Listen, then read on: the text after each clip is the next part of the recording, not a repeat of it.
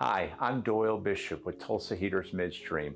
On this channel, you can expect to hear about all things related to process heating, but sometimes the topics aren't technical, but most of the time they are, so thanks for joining.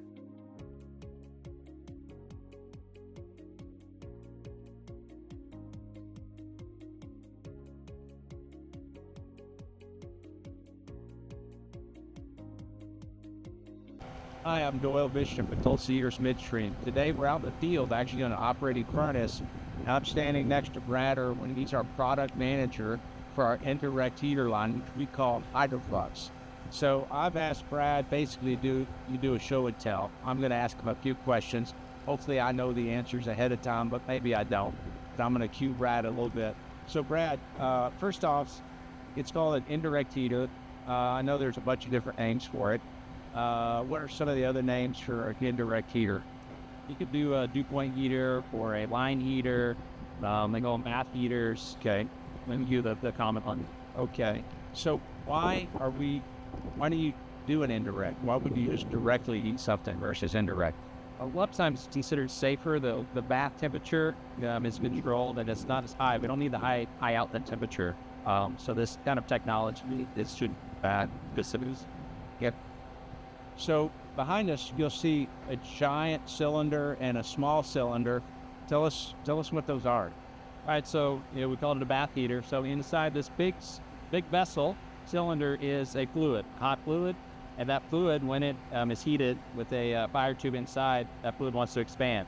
So that tank on the top is an expansion tank, and so the fluid, when it goes up in there, the operating level will be inside that tank up there. We see that a couple of elevators, we can tell exactly where that fluid bubble is. So you don't want it going out the top, so you put a little cylinder up there, and it's cheaper, more economic method of doing that by making a little vessel rather than making a larger main shell. So at the opposite end down here, there's pipes, process pipes going in, process pipes going out. Right. Tell us what those are. So that is the main process to be heated. So in this application, we have gas running through that. And it's a serpentine process coil, bunch of tubes inside there go back and forth. Those are submerged by the process fluid, the bath fluid, and so the gas is running through there. The hot process fluid is heating it up, and then the gas is heated up in those tubes and then out to the user.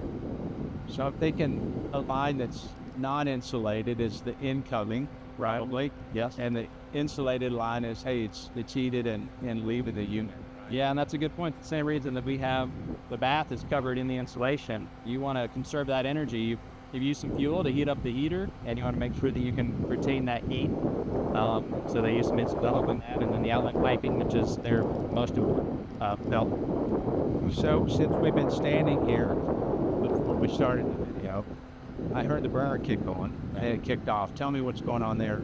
Yeah, so this unit is on standby. So whenever the user needs the hot outlet gas, they'll call for demand. But that could be, they need it in 10 minutes, right? That's a big volume of fluid in there, and it can take a few minutes to heat it up. So what they do is they maintain a constant temperature, elevated temperature, but not full rate, so that they're not wasting fuel gas.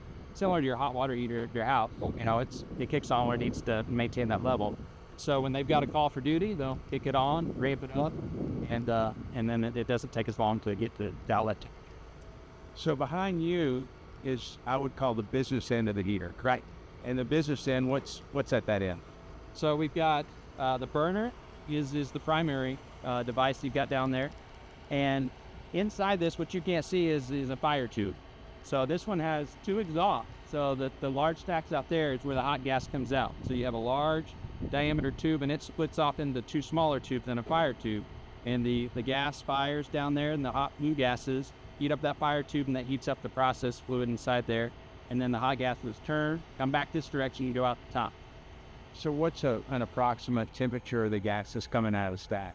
So these are, I actually talked to the operator, and it's about 750 degrees, 800, and that range, the actual thermocouple reading of the gas temperature, which is a lot hotter than maybe another type of technology. These can't be as efficient as, say, a direct fire technology. And what's a typical efficiency on these? So this one is, if I remember, it's probably in the low 80%, Okay. which is pretty decent. It's normally high 70s to low 80s. Right.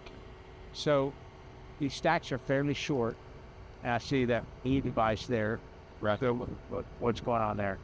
So it's a burner, but it's an integral burner. So the blower is integral to the burner itself.